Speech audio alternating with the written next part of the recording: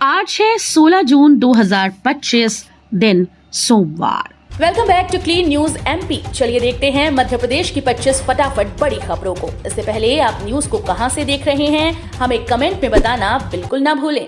साथ ही हमारे Facebook page को भी फॉलो करें। फेसबुक पेज का लिंक डिस्क्रिप्शन में दिया गया है। अब गांवों तक मिलेगी परिवहन सुविधा, चलेंगी low floor buses. Madhya Pradesh की राजधानी भोपाल से 25 किलोमीटर के दायरे में बसेस गांव और कस्बों को अब बेहतर और किफायती सार्वजनिक परिवहन सुविधा मिलने जा रही है। भोपाल सिटी लिंक लिमिटेड ने अपने बस नेटवर्क का दायरा बढ़ाने की तैयारी कर ली। अब ये सिर्फ शहर तक सीमित लो फ्लोर जल्द ही अबेदुल्लागंज, फंदा भौरी, अचारपुरा जैसे कस्बों तक दौड़ती नजर आएंगी। एमपी में आसमानी आफत, बिजली गिरने से 10 लोगों समेत कई मवेशियों की मौत। मध्य प्रदेश में भीषण गर्मी के बीच कई जिलों में आंधी तूफान, गरज चमक के साथ धमाकेदार बारिश हुई। बारिश ने एक तरफ तो कुछ इलाकों में लोगों को भीषण गर्मी से राहत दी, वहीं दूसरी तरफ बिजली गिरने से कई लोगों और मवेशियों की जान चली गई। बताया जा रहा है कि बीते 24 घंटे के दौरान बिजली गिरने वाले प्रदेश के अलग अलग जिलों में करीब 10 लोगों की मौत हुई। सितंबर में दौड़ेगी भोपाल मेट्रो, पीएम मोदी कर सकते हैं शुभारंभ। भोपाल मेट्रो सितंबर में दौड़ेगी। सबसे पहले सुभाष नगर से एम्स के बीच चलेगी। प्रधानमंत्री नरेंद्र मोदी इसका शुभारंभ कर सकते हैं। सीएम डॉक्टर मोहन यादव की मौजूदगी में डेडलाइन तय हुई। मुख्यमंत्री ने ये भी निर्देश दिए कि काम में अड़ंगा लगाने वाले अफसरों व एजेंसीज के खिलाफ सख्त कार्रवाई करें। शिप्रा नदी के समानांतर बनेगी 14 से 15 किलोमीटर लंबी और 22 मीटर चौड़ी सड़क। सिंगस के लिए शिप्रा पर सतत लंबे घाटों के साथ ही नदी से कुछ दूरी पर समानांतर पक्की सड़क भी उपलब्ध होगी। 22 मीटर चौड़ी ये सड़क हर 500 मीटर की दूरी पर पाथवे के जरिए शिप्रा घाट से जुड़ेगी। सिंगस्त में श्रद्धालुओं को घाट पर जाने के लिए इस सड़क से हर आधा किलोमीटर की दूरी विकल्प मिल सकेंगे। एमपी के 5.32 करोड़ लोगों को राशन पर मंत्री का बड़ा बयान, बताई नई व्यवस्था। मध्य प्रदेश में 5.32 करोड़ लोगों को सरकारी राशन पर विभागीय मंत्री गोविंद सिंह राजपूत का बड़ा बयान सामने आया। उन्होंने कहा कि हितग्राहियों की सुविधा के लिए नई व्यवस्था बनाई जा रही है। इसके लिए सभी उपभोक्ताओं का केवाईसी कराया जाना है। खाद्य नागरिक आपूर्ति और उपभोक्ता संरक्षण मंत्री गोविंद सिंह राजपूत ने जानकारी दी कि 4.74 करोड़ हितग्राहियों की केवाईसी पूर्ण हो गई है। एमपी के इस टाइगर रिजर्व में सबसे ज्यादा जानवर, वन्यजीव संस्थान ने बाघों का सर्वश्रेष्ठ आवास घोषित किया।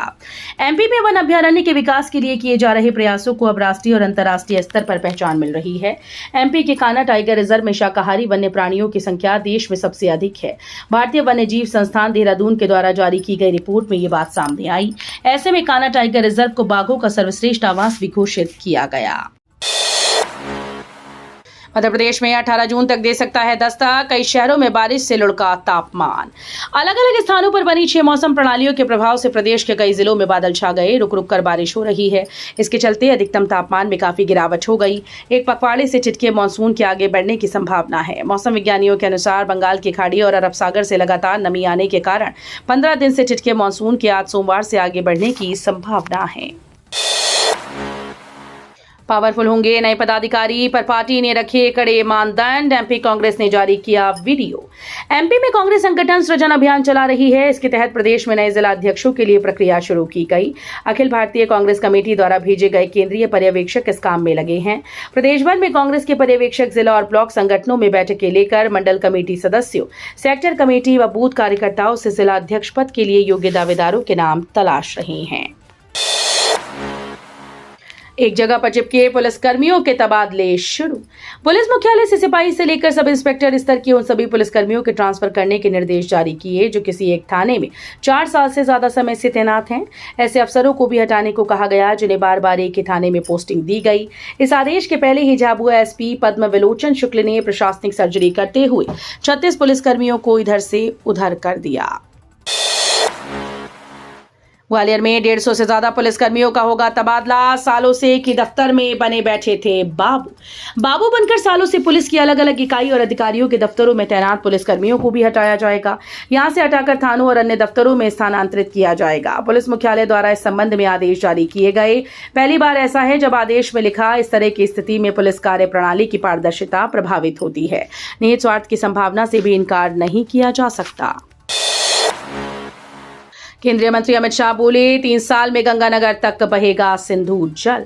मध्य प्रदेश के पचमढ़ी में भारतीय जनता पार्टी के सांसदों और विधायकों का 3 दिवसीय प्रशिक्षण वर्ग शनिवार को प्रारंभ हुआ। इस प्रशिक्षण शिविर का उद्घाटन केंद्रीय गृह और सहकारिता मंत्री अमित शाह ने किया। उद्घाटन सत्र में उन्होंने जनसंघ से भाजपा 1951 से 2025 विषय पर सत्र को संबोधित किया। शिवपुरी में निर्माणाधीन ओवरब्रिज का एक हिस्सा गिरा। शिवपुरी शहर के पोरी रोड पर बनाए जा रहे निर्माणाधीन ओवरब्रिज का हिस्सा अचानक शनिवार की रात को भरभरा कर गिर पड़ा। इस दौरान स्कूल निर्माण में काम करने वाले 6 मजदूर घायल हुए। सभी घायल मजदूरों को शिवपुरी के जिला चिकित्सालय में भर्ती कराया गया। निर्माणाधीन पुल के गिर जाने से पोहरी के कांग्रेस विधायक कैलाश कुशवाहा ने इस मामले में संबंधित निर्माण एजेंसी के अधिकारियों पर कार्रवाई की मांग की। मूंग 8,682 रुपए प्रति क्विंटल पर खरीदेगी सरकार। 19 जून से शुरू होगा।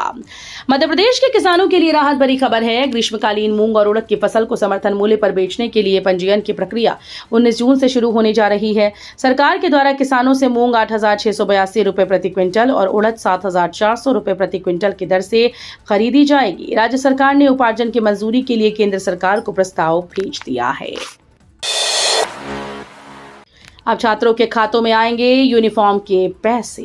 मध्य प्रदेश सरकार स्कूल यूनिफॉर्म को लेकर बड़ा बदलाव करने जा रही है। अब सरकारी स्कूल के छात्र छात्राओं को यूनिफॉर्म नहीं बांटी जाएगी, बल्कि इसकी राशि सीधे उनके बैंक खातों में ट्रांसफर की जाएगी। सरकार की योजना के अनुसार कक्षा 1 से 8वीं तक पढ़ने वाले लगभग 60 लाख विद्यार्थियों के खाते में 600 रुपए भेजे जाएंगे, ताकि वे खुद अपनी 2 जोड़ी यूनिफॉर्म खरीद सकें। गर्मी में खुले बरगी डैम के गेट। शहर में जल संकट की आहट, बंद पड़े पावर प्लांट। शहर में जल संकट की आहट और रेलवे में पानी के संकट की खबर के चलते संभवतः पहली बार बरगी डैम के गेट खोले गए। सामान्य तौर पर जब बरगी डैम का कैचमेंट एरिया पूरी तरह से भर जाता है और आवक अधिक होती है, तभी पानी की निकासी के लिए बारिश में डैम के गेट खोले जाते हैं। ऐसा पहली बार देखने को मिल रहा है कि निचले जल स्तर के बावजूद 3 गेट खोले गए। स्मार्ट मीटर लगवाने के बाद 7,000% ज्यादा आया बिजली बिल। स्मार्ट मीटर से उपभोक्ताओं की जेब पर बिजली गिर रही है। 100 रुपए वाले बिल अब 7,000 तक हर दिन 50 से ज्यादा लोग शिकायत लेकर पहुंच रहे हैं। स्मार्ट मीटर से उपभोक्ताओं की जेब पर बिजली गिरती जा रही है। 100 रुपए वाले बिल अब 7,000 तक हर दिन 50 से ज्यादा लोग शिकायत ले रहे हैं। विधानसभा में बदलेगा कामकाज का तरीका। विधायकों के हाथों में दिखेंगे आईपैड। विधानसभा का मानसून सत्र इस बार कुछ अलग होगा। सत्र के समय विधायकों की पाठशाला भी लगाने की तैयारी है। विधायक सदन की बैठकों में शामिल होंगे। जब वे फ्री होंगे तो इस पाठशाला में शामिल होंगे। इसके लिए सचिवालय ने परिसर स्थित विधान परिषद भवन को ट्रेनिंग सेंटर में तब्दील किया। ये सब मशक्कत ऑनलाइन वर्किंग के लिए ट्रेड करने की है। प्रयास है कि सदन का पूरा कामकाज ऑनलाइन हो, पेपरलेस वर्किंग हो। एसपी पर बीजेपी विधायक ने लगाया जासूसी करवाने का आरोप। विधायक प्रीतम लोधी ने प्रदेश के मुख्य सचिव अनुराग जैन को लिखित में शिकायत की है कि ग्वालियर एसपी मेरे मोबाइल पर हो रही बातचीत की रिकॉर्डिंग करा रही हैं। विधायक इसे उनके निजता का उल्लंघन होना बताया। यहां बता दें कि शिवपुरी के पिछोर विधायक प्रीतम लोधी का काफी समय से शिवपुरी एसपी अमन सिंह राठौड़ से पिछोर में हुए घटनाक्रमों को लेकर विवाद चला आ रहा है।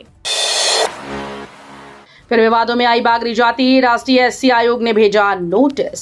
सतना जिले में निवासरत बागरी जाति अनुसूचित जाति में शामिल है अथवा नहीं, इसे लेकर एक बार फिर से मामला गरमाने लगा है। बागरी समाज द्वारा अनुसूचित जाति का वैधानिक रूप से लाभ लिए जाने की तथ्यात्मक शिकायत राष्ट्रीय अनुसूचित जाति आयोग से की गई। शिकायत का अध्ययन करने के बाद आयोग ने मामले की जांच करने का निर्णय लिया। एसी का तापमान सेट करने के लिए बनेंगे नियम। केंद्र सरकार का बड़ा फैसला। सरकार अब एयर कंडीशनर के तापमान सेट करने के नियम बना रही है। एसी का तापमान 20 डिग्री से कम नहीं और 28 डिग्री से अधिक नहीं किया जा सकेगा। यानी आगामी समय में जो एसी लेंगे उनकी सेटिंग 20 डिग्री से 28 डिग्री के बीच सेट कर दी जाएगी।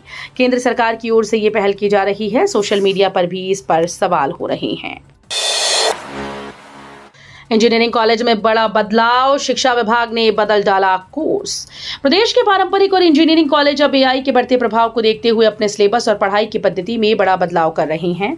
तकनीक की दुनिया में तेजी से हो रहे बदलाव और एआई की बढ़ती उपयोगिता को देखते हुए इंजीनियरिंग संस्थानों ने नए शैक्षणिक सत्र से एआई आधारित मॉड्यूल को कोर्स में शामिल कर लिया है। खेल परिसर में चेंजिंग व लॉकर रूम होंगे तैयार, सीसीटीवी कैमरों से होगी निगरानी। शहर के साथ ग्रामीण क्षेत्र के विद्यालयों में अध्ययनरत विद्यार्थियों व सामान्य युवाओं को खेल में आगे बढ़ाने के लिए विस्तृत कार्य योजना तैयार कर खेल के प्रति उन्हें आगे बढ़ाएं। खेल परिसर में खिलाड़ियों के लिए चेंजिंग रूम, लॉकर रूम तैयार किए जाएंगे।